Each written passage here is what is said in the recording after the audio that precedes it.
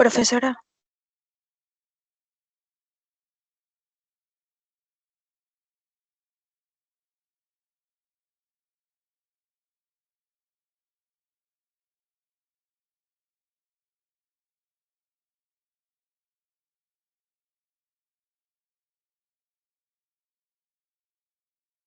Buen día, Daisy, perdón. Es que como no entraban a las 7, pues me fui a hacer algunas cosas. Ya, ¿se me escucha? sí, profesora. Ok. Me comentas de que no entiendes el procedimiento de electroforesis. A ver, ¿qué procedimiento en específico? Porque pues hubieron varios, como por ejemplo la carga de la muestra, la puesta del gel en la cámara electroforética. ¿Qué exactamente?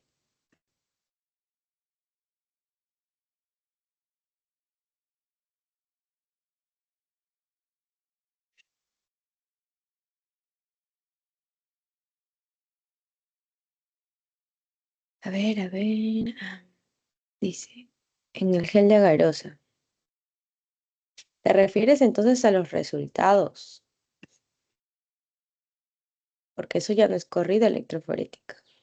Si ya quieres que analicemos la parte de eh, el gel de agarosa en la cámara electroforética, el procedimiento.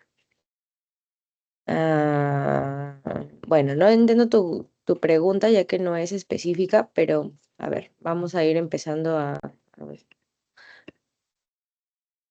mostrarte los PPTs y a explicar de a pocos.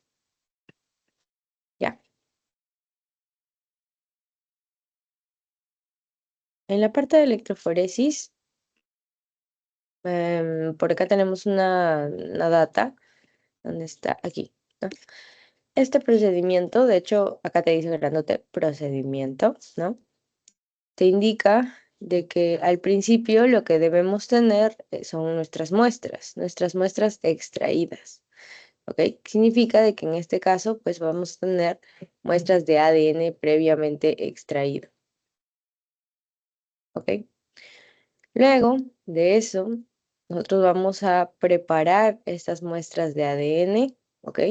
Les vamos a agregar varias cositas para poder empezar con la electroforesis. Para esto también necesitamos preparar de un gel de agarosa y este gel de agarosa, ya saben ustedes de que lo hemos hecho al 2%. Entonces, para hacer la preparación de agarosa, hay todo un procedimiento también que lo vamos a ver más adelante. Y luego de preparar ya tu agarosa, ¿no? A ver, vamos a tratar de dibujar para que se entienda. Se prepara la garosa en lo que viene a ser tu molde, básicamente, con los pocillitos, ¿verdad? Y después en la cámara electroforética la vas a tener que agregar. ¿Ok? La vas a tener que poner junto con un buffer encima. Y acá en cada pocillito vas a preparar o vas a empezar a cargar las muestras. Cargar las muestras significa de que yo voy a ingresar mi muestra de ADN previamente pues preparada, ¿no? Porque recuerda de que el ADN no se puede observar y las muestras tampoco pueden llegar a visualizarse como tal porque son transparentes. Es un Eppendorf, ¿no? O un tubito de microcentrífuga que tiene contenido como de agua, básicamente. Entonces vamos a tratar de darle coloración a esa agüita, ¿no? Para poder llegar a observar más o menos cómo es que va generando el flujo de movimiento. Más no voy a colorear el ADN, ¿ok? El ADN no se colorea con el buffer de carga, por si acaso, porque por ahí se confunden. El buffer de carga colorea el ADN. No, el buffer de carga lo que hace es darle color a la muestra, ¿ok? Más no al ADN. ¿Quién es el que va a unirse al ADN? ¿Alguien me puede decir? ¿O quién le va a permitir observarse a ese ADN? Ya que tenemos dos personas, entonces. Mauricio, cuéntanos. ¿Qué compuesto es el que va a poder dejar observar al ADN? ¿Corrida?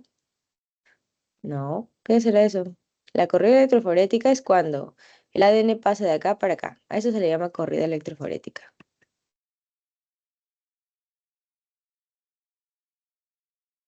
¿Nadie? ¿Mauricio? ¿O Daisy de repente? No, perdón, Dayana.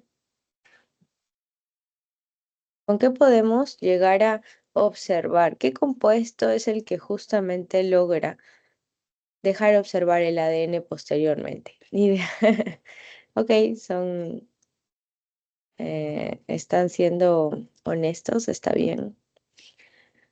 Hay un compuesto llamado Cybergreen, que estoy segura de que se los han mencionado en su clase. El Cybergreen está agregado dentro de la agarosa,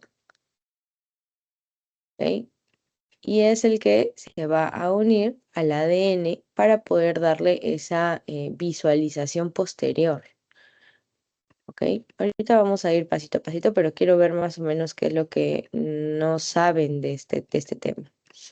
¿Ok? Bueno, me estoy perdiendo por acá los chats, no los encuentro. Ya. ¿Y qué es un revelador? Cybergreen es un revelador. ¿Y qué es un revelador?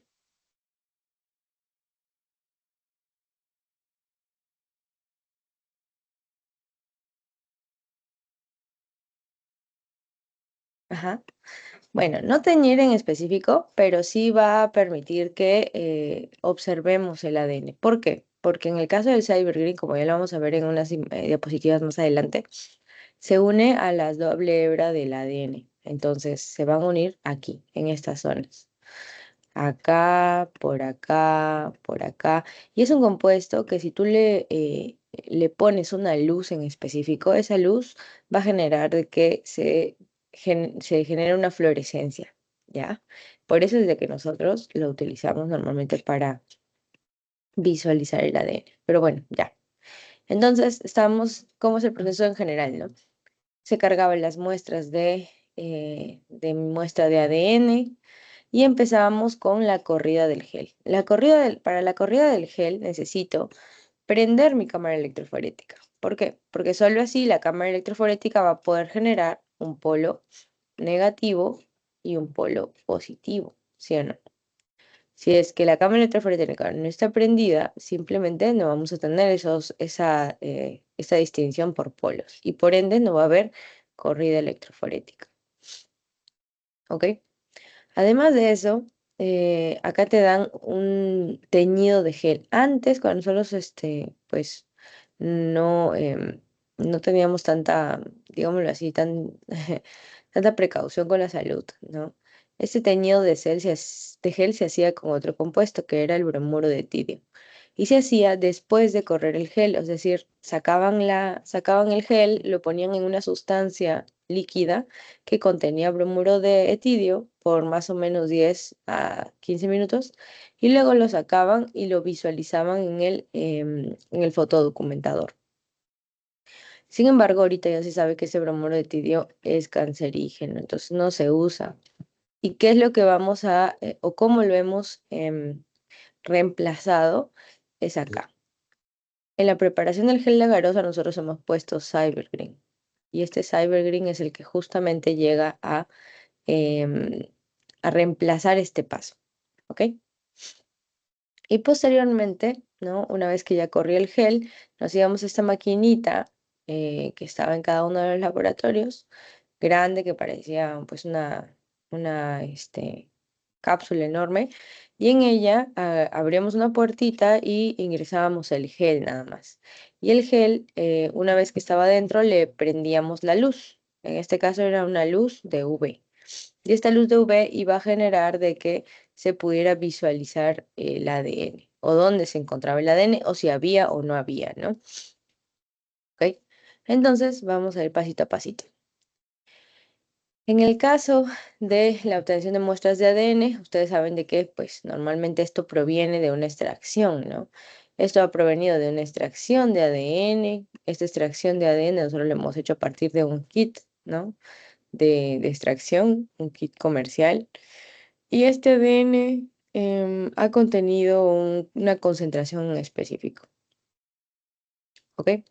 Una vez que ya tuvimos ese ADN, pasamos a realizar el PCR, ¿no? ¿El PCR para qué? Para poder llegar a amplificar solamente la zona que queríamos, que en este caso era, ¿cuál es el gen? ¿Cómo se llamaba el gen? ¿Recuerdan cómo se llamaba el gen?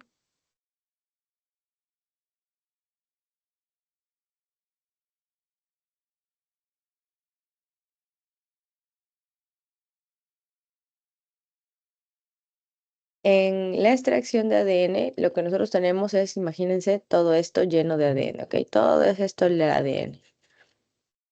En el PCR, lo que nosotros vamos a hacer es especificar qué zona yo quiero tener en múltiples copias. Y si yo quisiera solamente esa zonita pequeña, pues para ello el PCR requiere de varias cositas, ¿no? Ya lo deben haber visto, se necesita pues los primers para delimitar la zona en la que se va a amplificar. La enzima tacolimerasa, se necesita magnesio, se necesita DNTPs, etcétera, ¿no? Pero el PCR lo que va a hacer es amplificar ese gen. ¿Y qué gen es el que hemos utilizado? Del epitelio bucal, claro, pues no hemos hecho de otra cosa, ¿o sí? ¿Qué gen de esa muestra de ADN es el que hemos amplificado? ¿Se acuerdan? Han debido realizarlo o ponerlo en su informe.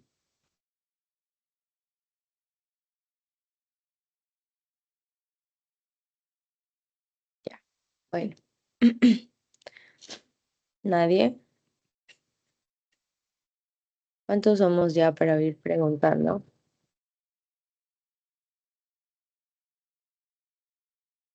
A ver,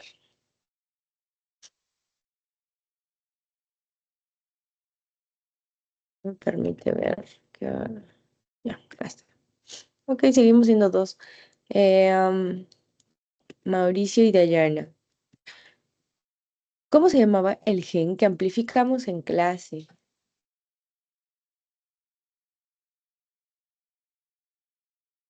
No, nada. Era un gen que estaba asociado a apoptosis.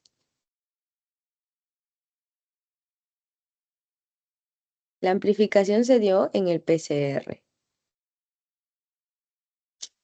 con primers específicos para ese gen. No, nada. Ahí está, gracias. BCL2, ¿no? Esta partecita de acá, ¿ok? Pertenecía, por ejemplo, al gen llamado BCL2. Esto es lo que nosotros en el PCR amplificamos, pero un montón. Lo hacemos así, o sea, que hayan varias copias, ¿no? ¿Ok? Después de eso, perdón. Mm. Después de eso, la muestra del PCR, ¿no? Que contenía justamente esas pequeñas fracciones, iban a pasar a preparar, a generar, ¿no? Lo que viene a ser una corriente electroforética. ¿ya? Entonces vamos empezando con la preparación de este gel de agarosa, este de acá, ¿ok? Vamos a ver cómo se prepara. Primero, el gel de agarosa se prepara con agarosa, ¿no? La agarosa tiene, en este caso, nosotros lo hemos puesto al 2%, pero lo podríamos haber puesto al 1% o al 1,5%. En la clase lo hemos trabajado al 2%, ¿ok? Mientras más cantidad de agarosa exista, eh, más difícil va a ser de que existan poros por los cuales pase el ADN, si es que el ADN fuese muy grande, ¿ok? Entonces, en el caso de la garosa, al 2%, permite de que esos poros sean tan delgados o tan pequeños, ¿no? Que simplemente vamos a dejar pasar a ADN muy pequeñito, como por ejemplo el producto de ADN que hemos tratado de amplificar, ¿ok? Y lo va a separar muy bien, o sea, ese ADN va a empezar a migrar así, va a empezar a migrar, va a empezar a migrar y lo va a tratar de separar bastante, ¿ya? Por eso es que hemos utilizado el 2%. Se mejora lo que viene a ser una separación cuando hay más concentración de agarosa. Obviamente que creo este de acá es el límite, ¿no? Ya. Y luego te dicen de que se va a adicionar 20 microlitros de colorante Cybergreen. O sea, ¿qué quiere decir? En el proceso de generación de la garosa es como preparar una gelatina, ¿no? Ustedes han visto de que pues cuando ustedes quieren preparar una gelatina sólida, no la hacen en sólido, ¿verdad? Siempre agregan polvito y luego agregan agua caliente, ¿sí o no? Igualito acá, lo que vamos a agregar es un tampón, básicamente, como el líquido, en este caso el TAE, al 1X, se le pone TAE acá, ¿ok? Como líquido, y luego la garosa se le agrega en polvo, ¿ya? Si es 2%, entonces significa de que si yo estoy haciendo 100 mililitros, más 100 mililitros de esta garosa, ¿no? Lo lógico sería que el 2% sea 2 gramos, aproximadamente, ¿no? Es lo que más o menos se utiliza, ¿correcto? Entonces, si es que yo estoy haciendo 50 mililitros, la mitad, ¿cuánto le corresponde en gramos de garosa?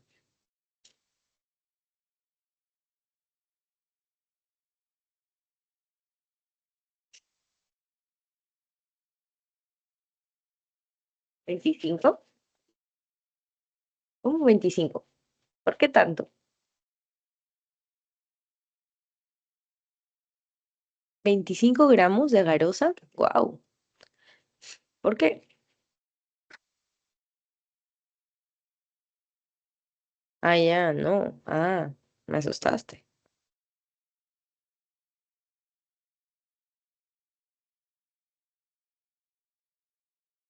Entonces, cuánto debería ser? Porque recuerda, mira, acá yo le estoy dando un dato. Si en 100 mililitros yo le agrego 2 gramitos para que sea al 2%, cuando yo quiera generar 50 mililitros, solamente le voy a poner 1 gramo. Muy bien. No, muy la mitad. La mitad, acá la mitad, ¿ok? Ya. Entonces, aquí se hace el pesaje de agarosa para verificar cuánta es la concentración que requiero y toda la cosa, ¿no? Y la agrego para que se mezcle. Una vez que se mezcla, se va a quedar grumoso porque pues el TAE no viene caliente, viene frío. ¿Ya? Y como cuando algunos han querido hacer gelatina y la gelatina no está en agua caliente, ¿no? Se empieza a formar grumos. Entonces, para generar una homogenización, miren, de pasar de esto que no está homogenizado a esto, que ya está líquido prácticamente toda la garosa, ¿no? Vamos a tener que incrementarle la temperatura. ¿Cómo le incrementamos la temperatura? Poniéndolo al microondas. Entonces, lo ponemos al microondas por algunos segundos hasta esperar a que ebulla y luego lo sacamos rápidamente porque no queremos que se queme. ¿Ok? Entonces, una vez que ya está líquido, nosotros tenemos un molde. El molde tenían esas cosas rojas, no sé si se acuerdan acá, ¿no? Es un molde que permite ingresar aquí el, el gel de agarosa, pero en líquido, ¿no? El que ya habíamos preparado en esta parte, ¿ok? Ah, me olvidaba. Además de poner, de pesar y todo la garosa, ¿no? Cuando se está preparando, también se le tiene que adicionar Cybergreen, por si acaso, ¿ya? También se le tiene que adicionar Cybergreen. Y el Cybergreen te dicen de que, creo que este no está bien, el de acá es el que está bien, ¿ya? Por cada 100 mililitros de agarosa al 2% se utiliza 10 microlitros de Cybergreen. Quiere decir que si yo le pongo 50 mililitros de agarosa al 2%, ¿cuánto de Cybergreen me toca ponerle?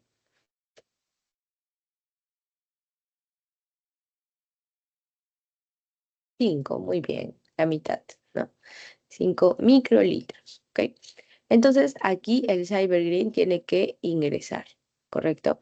Y ya hemos hablado un poquito de que el Cybergreen permite verificar si es que se encuentra o no se encuentra nuestro ADN.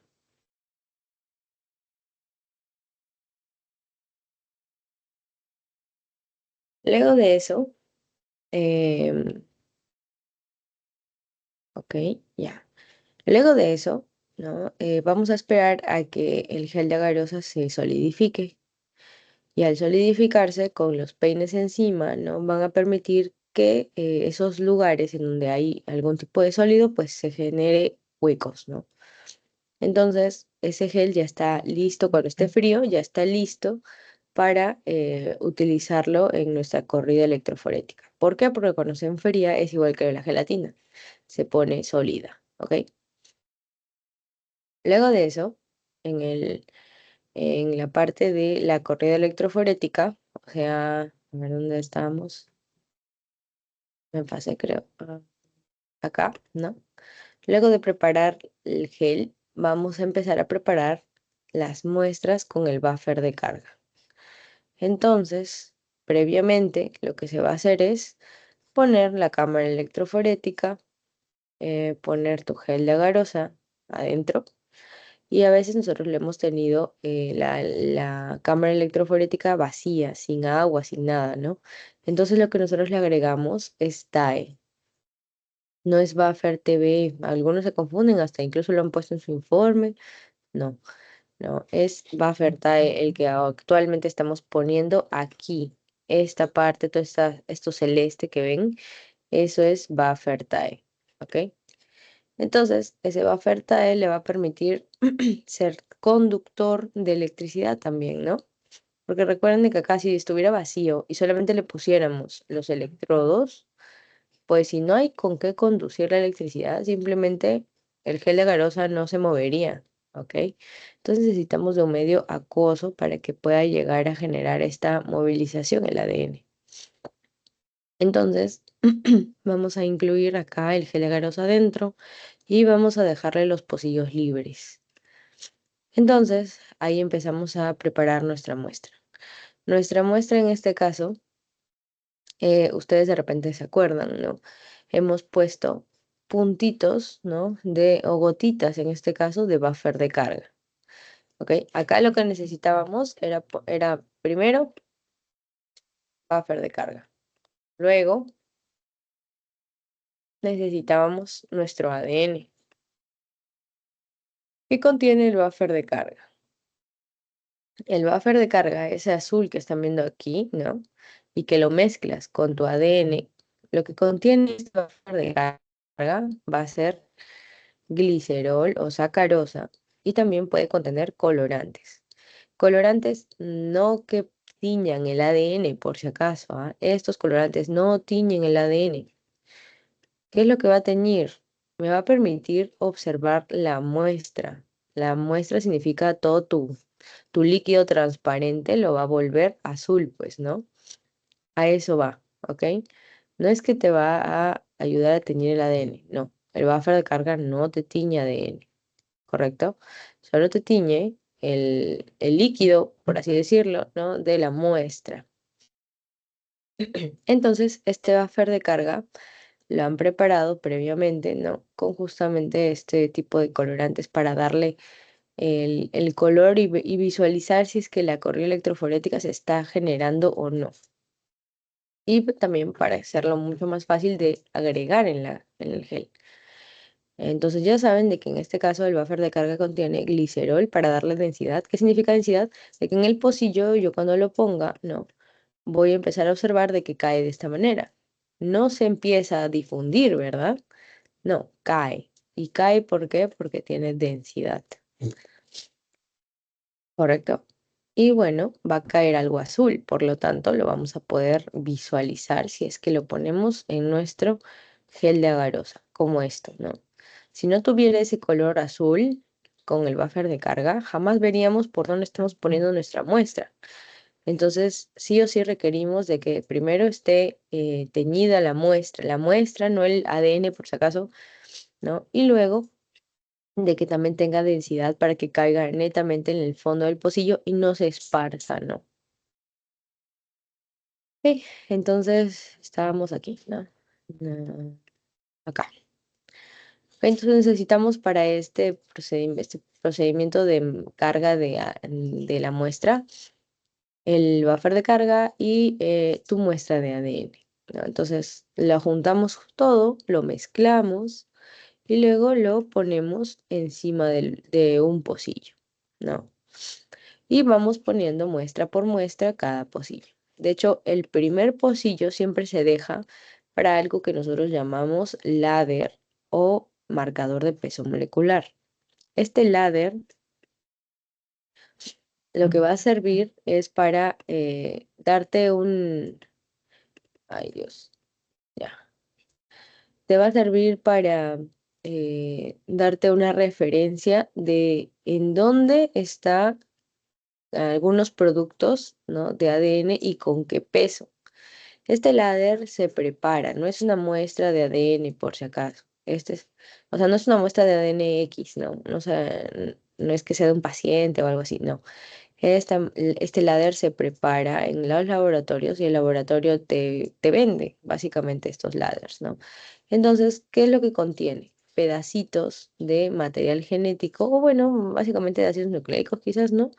Que tengan distintos tamaños, ¿correcto? Entonces, vamos a ver de que algunos tienen 100 pares de bases, 200 pares de bases, 300 pares de bases, y todos ellos van a ir corriendo de distinta manera, o van a ir migrando de distinta manera.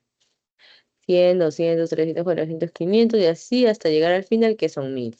Ahora ustedes dirán, pero pues ¿cuál es el ladder que hemos usado? Porque si se dan cuenta tenemos este ladder, este y este, ¿no?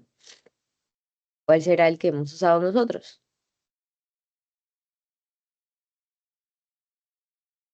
¿Cuál es el que hemos usado nosotros?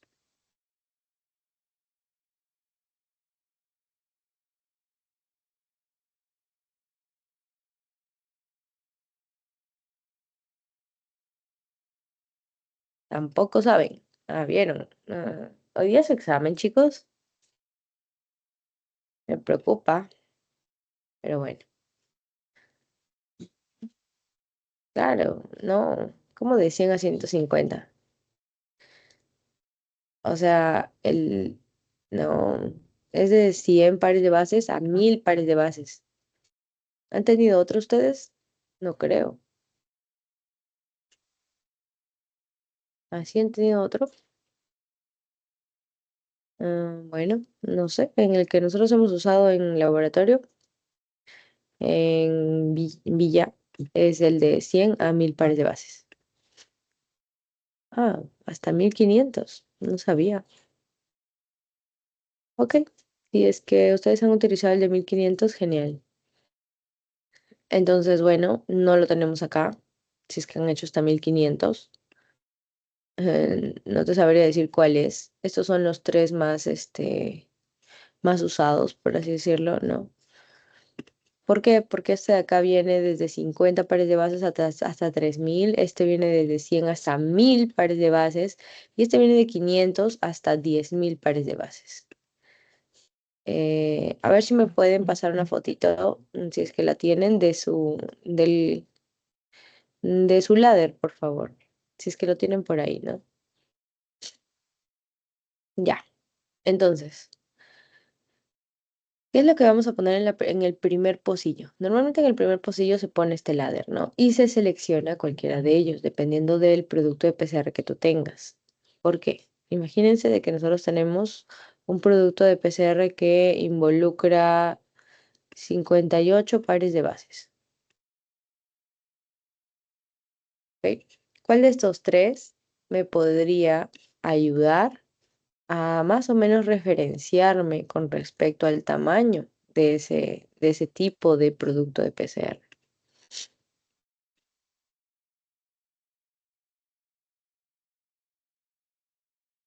¿Ustedes también son de Villa, chicos?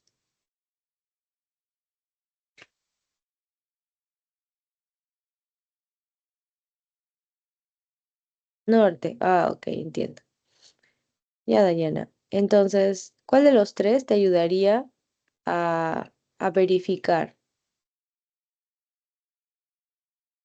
tus 58 pares de bases de un fragmento de ADN? ¿Cuál te sería más útil? ¿El 2? O sea, este. Ok, ya, por ahí Dayana dice el 2. Mauricio, el 2. Bueno, a ver. Si tienes 58 pares de bases, significa de que va a migrar, va a migrar, va a migrar, va a migrar y va a seguir migrando para abajo. ¿Por qué? Porque hasta acá se quedó los que tenían 100 pares de bases, pero ya no me ayuda a visualizar en dónde estaban los que tienen menos. Por ende, tengo que elegir mi ladder dependiendo de mi número de pares de bases.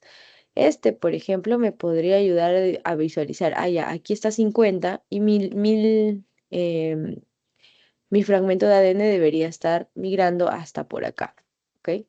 Entonces, para eso me sirve, para poder ser un referente, ¿ok?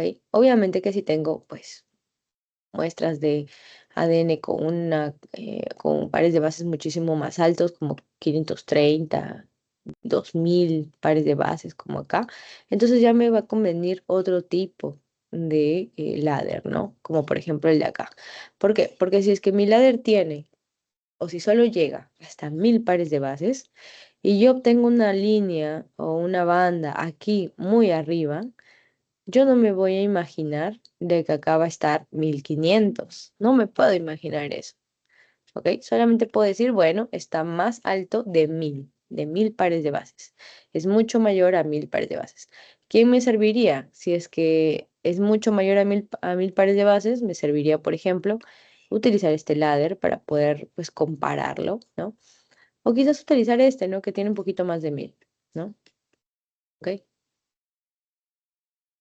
Bueno, entonces, este tipo de ladder me permite a mí comparar el tamaño de mi producto de PCR o incluso de mi muestra de ADN, porque una electroforesis se puede hacer tanto con el producto de tu PCR que es pasado, pues, no por todo este proceso de selección de un gen y todo eso, o también incluso generar tu, tu electroforesis a partir de tu muestra completa de ADN, ¿ya?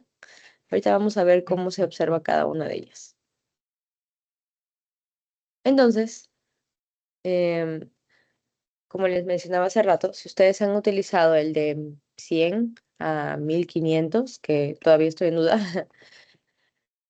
de repente si tienen allá en norte, ¿no?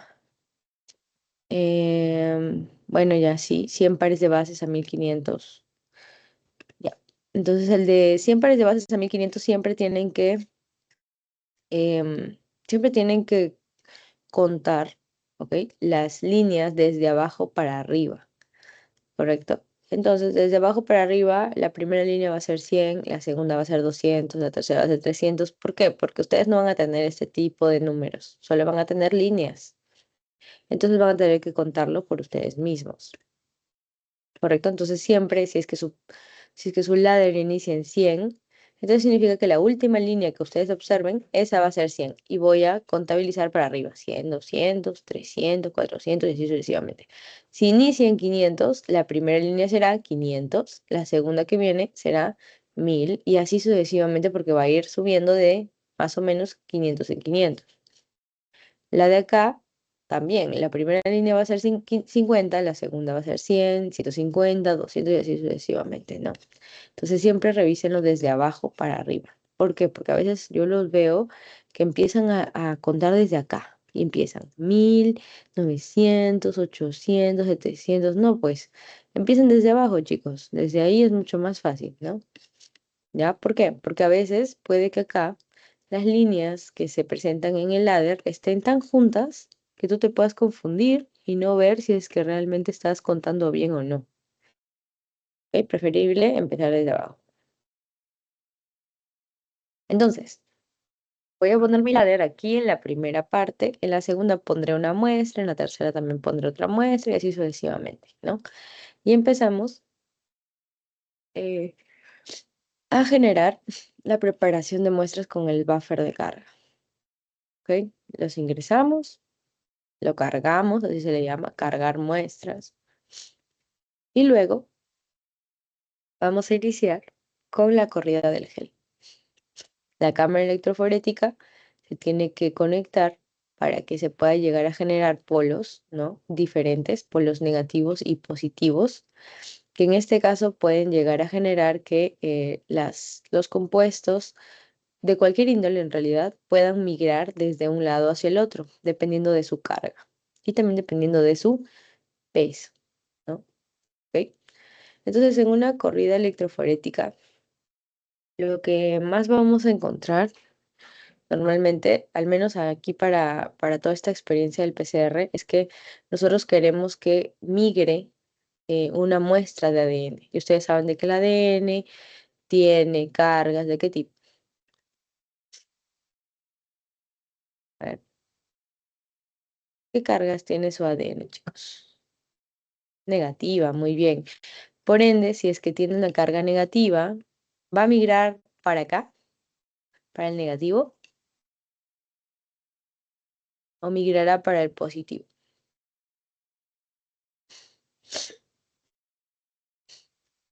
Exacto. Entonces, las cargas se van a tener que migrar a los polos opuestos. Si es que mi ADN tiene carga negativa, entonces va a migrar al polo positivo. Por ende, yo tendría que poner mis pocillos aquí, pues, ¿no? No lo voy a poner acá porque jamás va a migrar o se van a ir. ¿Ok? Entonces, em, acá te mencionan, ¿no? Que tenemos que prenderlo y tenemos que agregar diferentes voltajes, dependiendo de nosotros, ¿no? Algunos han puesto 70, otros han puesto 80, otros han puesto 100, ¿no? Dependiendo mucho de qué tanta potencia le quieras dar a esos electrodos. Y mientras más potencia le generes, también menos tiempo le vas a tener que dar, porque si no, pues tu muestra va a correr tan rápido que se puede salir del gel, ¿ya? Entonces esperamos de que pues los voltajes sean inversamente proporcionales al tiempo también. O sea, a mayor voltaje, menor tiempo. A menor voltaje le pongo más tiempo, ¿no? Y así espero. Espero a que toda mi muestra empiece a migrar, ¿no? Van a haber muestras que tengan un ADN mucho más grande en pares de bases y ellos se les va a dificultar la migración. Pero mientras que van a haber otros que sean muy chiquititos, ¿no? Con pares de bases muy pequeños, que van a migrar mucho más rápido. ¿Ya? Listo. ¿Preguntas hasta acá?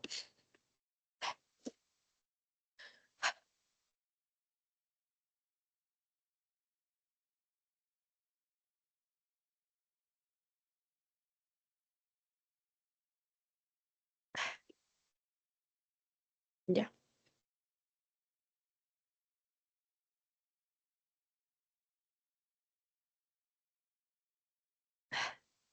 Ya, bueno.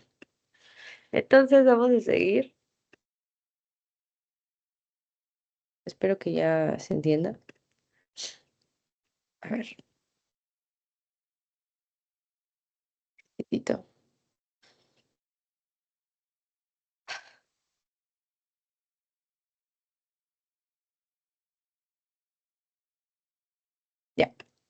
Entonces, con respecto a los pasos de la electroforesis, todavía faltan, ¿ok? Entonces, una vez que prendemos la cámara de electroforesis, esta va a generar estos polos opuestos de cargas que va a permitir justo la migración de los compuestos, ¿no? Luego, ustedes saben de que el gel en general ya había sido agregado con Cyber Green, por ende este de acá no se hace, ¿no? Eso ya se había hecho en esta parte, ¿ok? Eso es lo que acá te mencionan. Bueno, antes se utilizaba bromuro de tidio, que es cancerígeno, pero ahora ya no. Y ahora utilizamos Cybergreen, que también es un agente que va a intercalar al ADN de doble hebra, ¿ok? Y se va a unir a ella, solamente a él. Entonces, una vez que se une al ADN, cuando pasamos después a este paso de visualización en gel, este Cybergreen va a permitir florecer a una determinada onda, a una longitud de onda determinada, ¿ya? Entonces vamos a pasarlo al fotodocumentador, o transiluminador también se llama, ¿no?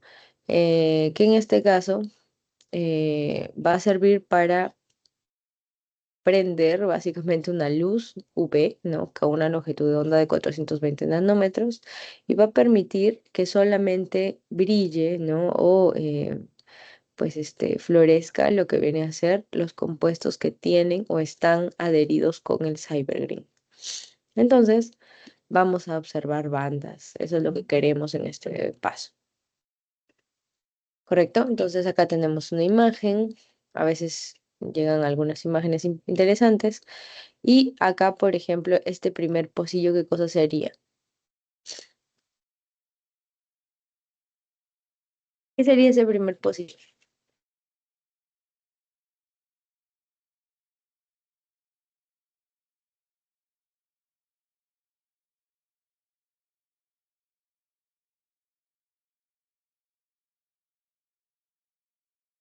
¿Ok?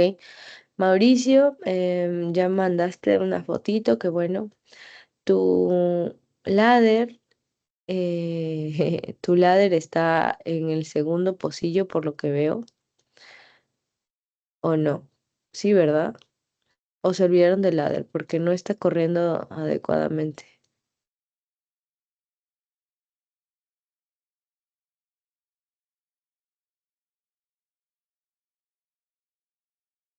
Bueno, hubieran problemas con esa muestra, con el ladder o con la muestra, porque las muestras son las de las... Se ve contaminado. Ah, entiendo.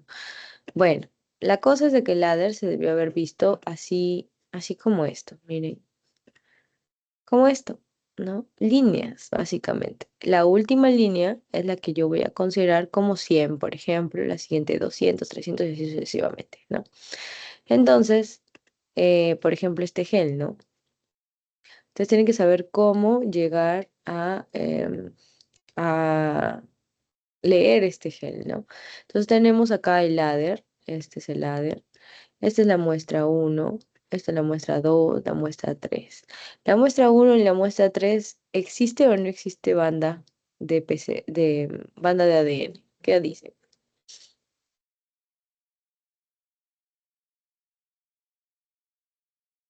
La muestra. Se olvidaron el ladder entonces.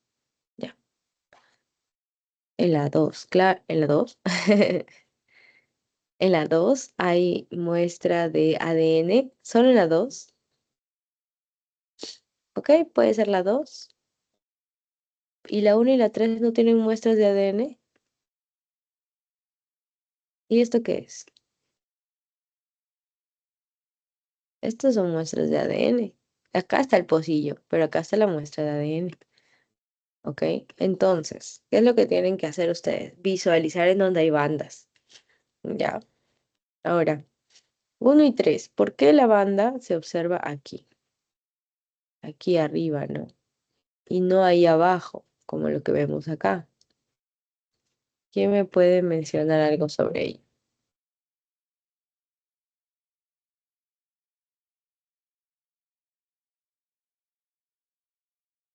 en la 3 tienen muestra. ¿Qué muestra? O sea, muestra es muy general, chicos. No podemos decir es una muestra, no.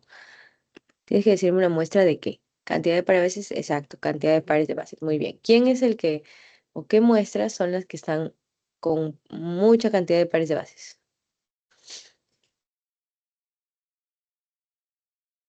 La 1 y la 3, exacto. Miren, hasta acá llega quizás mi marcador de peso molecular, por eso yo les decía, ¿no? Imagínense que acá salga el de 100, el 200, o bueno, no, el 100, el 200, el 300, el 400 y así sucesivamente, ¿no? Y que hasta el último llegue a 1000 pares de bases. Entonces, ¿qué significa? Que estas líneas de acá tienen más de esos 100 pares, de esos 1000 pares de bases. Yo no le puedo dar un número en específico, pero va a ser mucho más que eso. ¿Ok?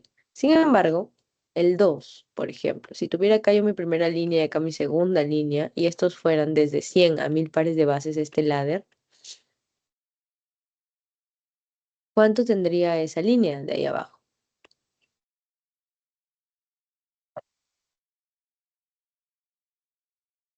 No, no influye. Lo único que influiría es que está un poco degradado, pero nada más. A veces es básicamente porque no está, le hemos dejado mucho tiempo corriendo perdón, le hemos dejado mucho tiempo en el pocillo y sin empezar a correr la muestra. Y a veces se difumina, pues, ¿no? Al inicio. Entonces, eh, si está más abajo, sería que tiene menos de 100. ¿Cómo que menos de 100? Acá te dije que era el primer. Esta es la primera línea. Y esa la primera línea significa que tiene 1000. Perdón, 100.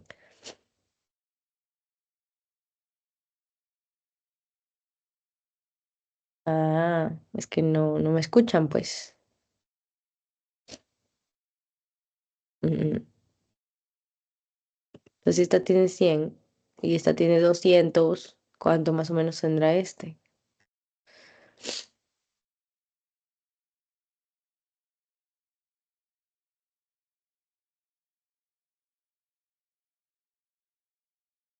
Ujú, más o menos. Muy bien. Listo. Sí. O sea, podemos dar un aproximado, ¿no? Ok, ya. Pero, pues, para confirmar esto, nosotros deberíamos ya saber el número de pares de bases a los que tiene cada uno. ¿Por qué? Porque estamos simplemente tratando de buscarlos ahora.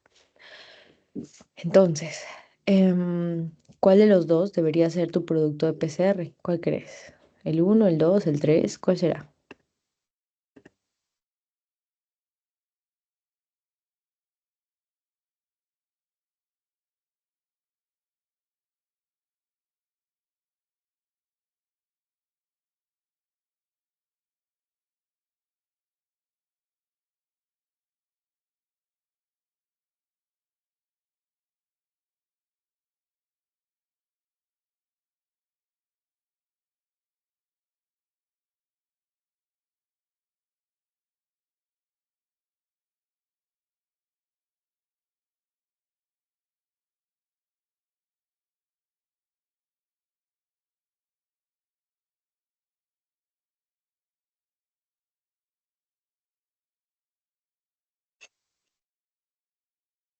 Bueno, gracias por la respuesta. ¿Cuál sería? El de acá, chicos, como tiene mayor pares de bases, jamás va a ser tu producto de PCR. Tu producto de PCR, si se acuerdan, el BCL2 tiene 127 pares de bases. Solo si es que han hecho su informe, ¿no? Y 127 pares de bases jamás va a estar acá arriba, pues, chicos. Jamás. ¿Ok? Los de arriba normalmente son ADN genómico, ADN total, pero nunca va a ser el de acá. Nunca. Estos de acá son productos de PCR chiquitos. ¿No? Que es, en el caso del ejemplo que les estoy dando, aquí sería la primera línea, esta sería la segunda y así sucesivamente, ¿no? Básicamente eso. Ya. Entonces, si es que ustedes les dan distintos, distintos geles para poder analizar, como este, por ejemplo, No.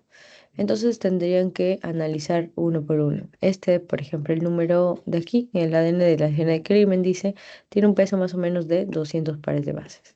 El del número uno tiene el de 300 pares de bases. Número 2 300 y 200. Y número 3 200, ¿no?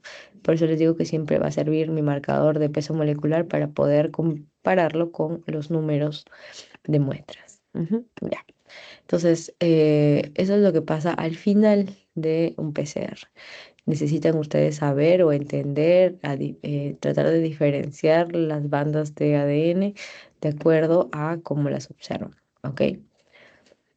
Entonces, nada más. ¿Tiene alguna consulta? Si no, pues acá terminaría nuestro repaso.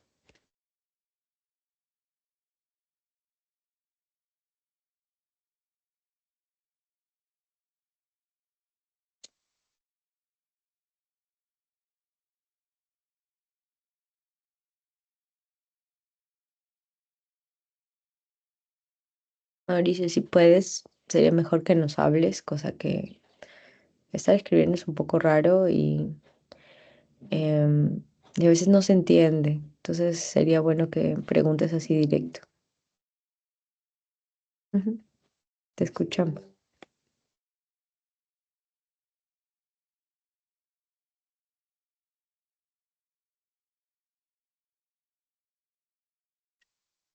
No, nada. ¿Seguro? Entonces, ¿no tienes ninguna pregunta hasta acá?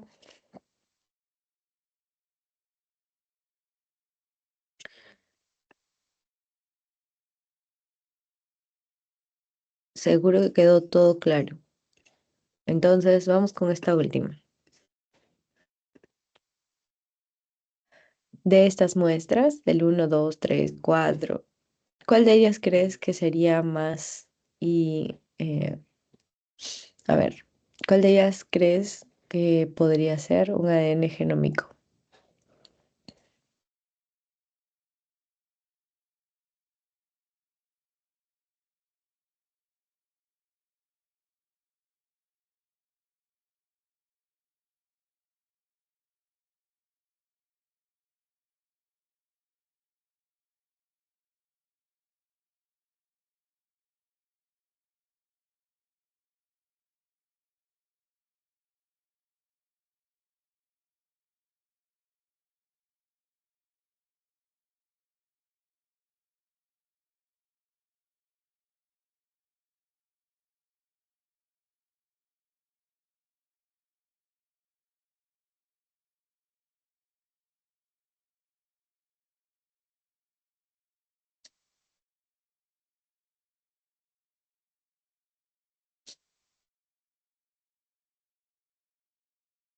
El 2. Ok, a ver. Este es el 2, ¿verdad? Esa es la muestra 2. Entonces vamos a ver si es que ese es el ADN genómico. El ADN genómico es muy grande. ¿Ok? ¿Cuántos pares de bases tiene este de acá?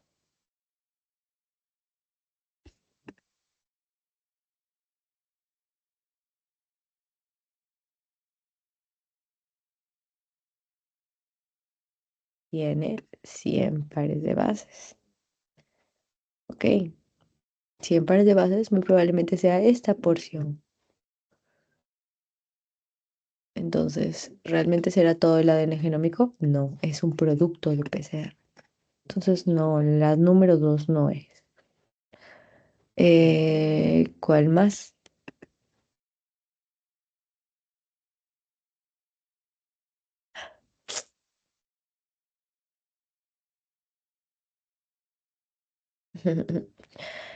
Am, Nada. Ok, bueno, ya, ni modo. ADN genómico número uno, el 2 es producto de PCR, 3 productos de PCR, 4 también, solamente que distintos tamaños. Ok, entonces solamente tendrías que analizar los tamaños de acuerdo a tu ladder que va a estar aquí, de la que parece una regla. Ese es tu ladder, ¿no? Ya, entonces tienes que guiarte por tu ladder para poder sacar el número de pares de pases. Listo, ya. Gracias, Mauricio, por la participación. Nos vamos a quedar aquí. Cualquier cosa extra que desees preguntar es ahorita, porque si no, pues ya tendríamos que acabar. Ok, gracias.